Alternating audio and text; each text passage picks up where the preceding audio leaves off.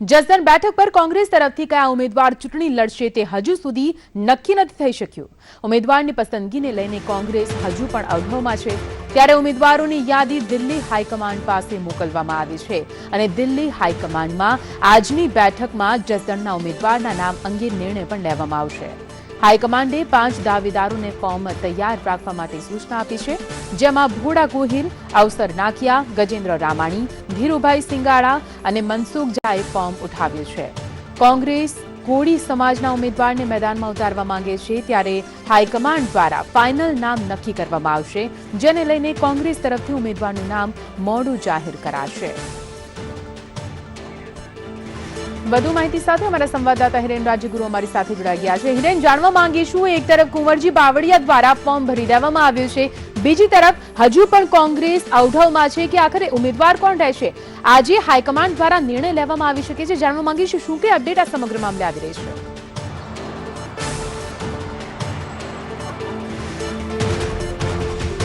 નિધિ, જસદણ પેટા ચૂંટણીની અંદર કોંગ્રેસ હજુ પણ ગૂંચવાયેલી છે ઉમેદવારને લઈ, તો બીજી તરફ ભાજપના ઉમેદવાર કુંવરજી બાવળિયાએ આજે વિજય મુહૂર્તની અંદર ફોર્મ પણ ભરી દીધું છે। ત્યારે કોંગ્રેસ હજી કઈ જ્ઞાતિના કયા જૂથના ઉમેદવારને મેદાને ઉતારવા તે અંગેની અવઢવમાં છે, અસમંજસમાં છે।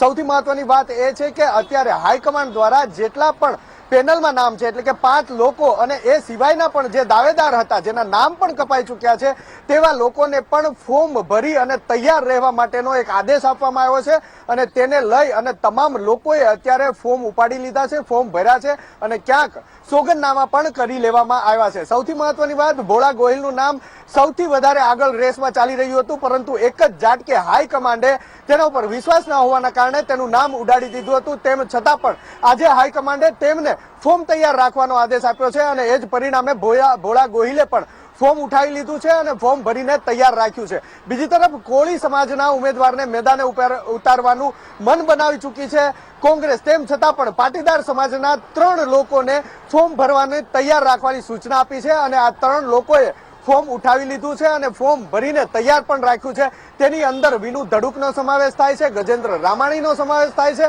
અને ધીરજ સિંગાળાનો પણ સમાવેશ થાય છે। કોઈ ઉમેદવારની જો વાત, દાવેદારની જો વાત કરવામાં આવે તો કોળી સમાજમાંથી પણ દાવેદારો છે, તેમણે પણ ફોર્મ ઉઠાવી ભરી અને તૈયાર રાખ્યા છે। તેની અંદર અવસર નાકિયાનો સમાવેશ થાય છે, ડોક્ટર હસમુખ ઝાપડિયાનો સમાવેશ થાય છે અને વાછાણીનો પણ સમાવેશ થાય છે। આ ઉપરાંત ભોળા ગોહિલે પણ ફોર્મ તૈયાર રાખ્યું છે। એટલે કે હજુ સુધી કોંગ્રેસમાંથી કોણ ઉમેદવાર સામે આવશે તે નક્કી નથી। કોંગ્રેસ પણ અત્યારે અવઢવમાં છે, કોંગ્રેસના કાર્યકરો પણ અવઢવમાં છે અને જેને જસદણની ચૂંટણી જીતાડવાની જવાબદારી આપી છે તેવા સૌરાષ્ટ્રના તમામ કોંગ્રેસના ધારાસભ્યો પણ અવઢવમાં છે।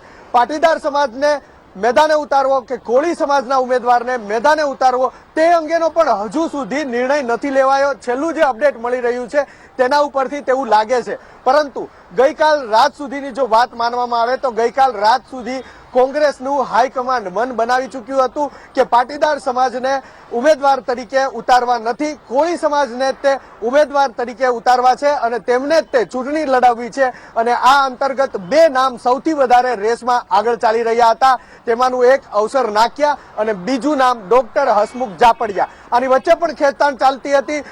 પ્રદેશ કક્ષાના નેતાઓ કંઈક અલગ નામ સૂચવતા હતા, જ્યારે સ્થાનિક નેતાગીરી અને જેમને આ માટેની જવાબદારી સોંપવામાં આવી છે તેમની વચ્ચે ગજગરા ચાલી રહ્યો હતો। સૌથી મોટી અડચણ નામ નક્કી કરવામાં અત્યારે જો કોઈ હોય તો સોમા ગાંડા પટેલ, કે જે લીંબડીના કોળી સમાજના ધારાસભ્ય છે, કોંગ્રેસમાંથી ચૂંટાયા છે, અગાઉ પણ તેઓ ચૂંટાયા હતા, સંસદ સભ્ય પણ રહી ચૂક્યા છે। તે જીદ લઈને બેઠા છે, એક હઠાગ્રહ લઈને બેઠા છે કે તેમણે જે નામ સૂચવ્યું છે તેમને જ ટિકિટ આપવામાં આવે અને તેના કારણે જ અત્યારે કોંગ્રેસ તેની જીદ સામે ઝઝૂમી રહી છે। પછી તે હાઈકમાન્ડ હોય કે પ્રદેશની નેતાગીરી હોય, અત્યારે અડચણ ઊભી થઈ છે, સાથે સાથે અસમંજસ પણ ઊભી થઈ છે। કોંગ્રેસ હજુ સુધી કઈ જ્ઞાતિ, કઈ જૂથ, કોને મેદાને ઉતારવા તે અંગે નક્કી નથી કરી શકી, પરંતુ થોડી જ વારમાં દિલ્હીની અંદર આ અંગે એક બેઠક યોજાવાની છે। આ બેઠક યોજાયા બાદ નામ નક્કી થશે, પરંતુ જાહેર નહીં થાય તેવું કોંગ્રેસના સૂત્રો પાસેથી જાણવા મળ્યું છે। નિધિ જી બિલકુલ હિરેન, અમારી સાથે જોડાયેલા રહેજો। અમારી સાથે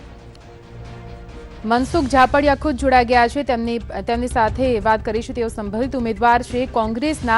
મનસુખજી, આપનું સ્વાગત છે સંદેશ ન્યૂઝમાં. સૌપ્રથમ જાણવા માંગીશ કે જે 5 ઉમેદવારોની યાદી, સંભવિત ઉમેદવારોની યાદી મોકલવામાં આવી છે, આપનું પણ એક નામ છે. શું લાગે છે આપને મેદાનમાં ઉતારવામાં આવશે? મારે તો એવું કહી શકાય કે ભાઈ જે આદેશ છે એ પાર્ટીનો આદેશ છે. પાર્ટી કોઈ પણને પસંદગી કરશે તેમાં અમારે બધાની સહમતિ છે. કોંગ્રેસ સાથે રહીને અમે કોંગ્રેસની વિચારધારાને સહમત છીએ અને એના માટે થઈને અને લોકો માટે અમે લડીશું. જી બિલકુલ. જી, આપની સામે એટલે કે કોંગ્રેસની સામે અત્યારે કુંવરજી બાવળિયા ખુદ ઉતરેલા છે, ત્યારે શું લાગે છે કોંગ્રેસ હવે કઈ રીતે ટક્કર આપશે? કોંગ્રેસની ટક્કર છે વિચારધારા માટેની આ લડાઈ છે. આ લડાઈ છે ખેડૂતોની લડાઈ છે, મધ્યમ વર્ગની અને ગરીબોની લડાઈ છે, બેરોજગારોની લડાઈ છે. અમારી વ્યક્તિગત કોઈ સાથે લડાઈ છે નહીં. અમારી લડાઈ વિચારધારા સાથે અને ખેડૂતોની, ખાસ કરીને ભારત દેશના સમગ્ર ખેડૂતો માટેની અમે લડાઈની આ વિચાર છે.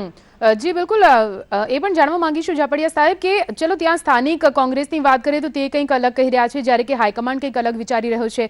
પાટીદાર તેમજ કોળી સમાજના નેતાઓ વચ્ચે ક્યાંક અનબન જેવું કંઈ બની શકે ખરું? ના, એવી તો હાલ એવી કોઈ શક્યતાઓ દેખાતી નથી. એવું કંઈક પણ બનશે નહીં અને કોઈ પણ કોંગ્રેસની મવડી મંડળ હાઈકમાન્ડ જે કાંઈ નક્કી કરશે તેના માટે અમે બધાય સાથ અને સહકાર સાથે મળીને અમે અહીંયા લડવાના છીએ. જી જી જી બિલકુલ. આભાર અમારી સાથે જોડાવા બદલ. અમારા સંવાદદાતા હિરેન રાજ્યગુરુ સતત અમારી સાથે જોડાયેલા છે. હિરેન, જાણવા માંગીશું જે રીતે મનસુખ ઝાપડિયા સાથે પણ આપણે વાતચીત કરી, તેમણે કહ્યું કે વિચારધારાની વાત છે, કોંગ્રેસ એક વિચારધારા સાથે ચાલે છે, નામ ભલે ગમે તે હોય, ઉમેદવાર ભલે ગમે તે હોય, પરંતુ એક મોટો પડકાર કોંગ્રેસ માટે પણ ખરો.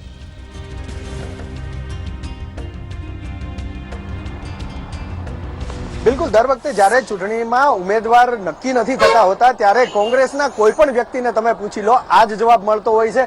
વિચારધારાની લડાઈની વાત કરતા હોય છે, ભાજપ સરકાર સામે લડાઈની વાત કરતા હોય છે, એકજૂટ થઈને લડવાની વાત કરતા હોય છે, પરંતુ જેવો જ તે ઉમેદવારનું નામ નક્કી થાય છે એટલે કોંગ્રેસની અંદર જૂથવાદ, ભાગલા એ સામે આવે છે અને એ કોંગ્રેસનો અત્યાર સુધીનો ઇતિહાસ રહેલો છે. ડોક્ટર મનસુખ ઝાપડિયાની જો વાત કરીએ તો ડોક્ટર મનસુખ ઝાપડિયાના નામની જ્યારે ચર્ચા કરવામાં આવી ત્યારે જે પાટીદાર દાવેદારો છે એ એક સમયે અવસર નાક્યાને સપોર્ટ કરવા તૈયાર થાય છે, પરંતુ ડોક્ટર ઝાપડિયાને સપોર્ટ કરવા તૈયાર નથી થતા. એનું કહેવું એવું છે કે આ સ્થાનિક નેતા તો છે પરંતુ તેનું એટલું બધું ઉપજતું નથી, મત વિસ્તારની અંદર તેનો એટલો બધો કંટ્રોલ નથી અને સૌથી મહત્વની વાત એ આવે છે કે એસ્ટાબ્લિશ ચહેરો નથી. અવસર નાક્યાની જો વાત કરીએ તો અવસર નાક્યા જિલ્લા પંચાયતના સભ્ય પણ છે અત્યારે હાલમાં અને સમગ્ર વિસ્તારની અંદર થોડું ઘણું એનું નામ પણ છે અને એક એસ્ટાબ્લિશ ચહેરો પણ છે. એટલા માટે જે પાટીદાર દાવેદારો છે તેમની જ્યારે સહમતિ લેવાની વાત આવી કે ભાઈ કદાચ પાટીદાર સમાજને પ્રભુત્વ ન મળે અથવા તો ઉમેદવારી કરવાનો મોકો ન મળે અને કોળી સમાજને જો મેદાને ઉતારવાની વાત આવે તો કોને કહી શકાય, ત્યારે તમામે અવસર નાક્યાનું નામ લીધું હતું. એટલે ડોક્ટર ઝાપડિયાને જે ઉતારવાની વાત છે ત્યાં કદાચ પાટીદાર સમુદાય તેમની સાથે ના હોય તેવી પણ માહિતી હાલ મળી રહી છે. અને બીજી સૌથી મહત્વની વાત એ છે કે પાટીદાર સમાજને પહેલેથી એવું કહેવામાં આવ્યું હતું કે આજુ વખતે કોંગ્રેસને એક પ્રયોગ કરવો છે, પરંપરાગત બેઠક કોંગ્રેસની છે અને કોળી સમાજનું પ્રભુત્વ છે, તેમ છતાં પણ પાટીદાર સમાજને ચૂંટણી લડાવી અને કોંગ્રેસ આ વખતે એક પ્રયોગ કરવા માંગે છે એટલે તેઓને દાવેદારી કરવા માટે પણ તૈયાર કરવામાં આવ્યું હતું અને તેમાંથી નામ લેવામાં આવ્યા હતા. એ નામની અંદર ધીરજભાઈનું નામ હતું, ધીરજ સિંગાળાનું નામ હતું, તો બીજી તરફ વિનુ ધડુકનું પણ નામ છે અને તે ઉપરાંત ભાજપમાંથી કોંગ્રેસમાં આવેલા ગજેન્દ્ર રામાણીનું પણ નામ છે. ત્યારે હવે કોળી ઉમેદવાર જ્યારે નક્કી થશે અથવા તો કોઈ પણ ઉમેદવાર નક્કી થશે ત્યારે આ નેતાઓ તેમને કેટલો સપોર્ટ આપે છે તે પણ એક જોવું રહ્યું. નીતિ જી બિલકુલ. આભાર અમારી સાથે જોડાવા બદલ.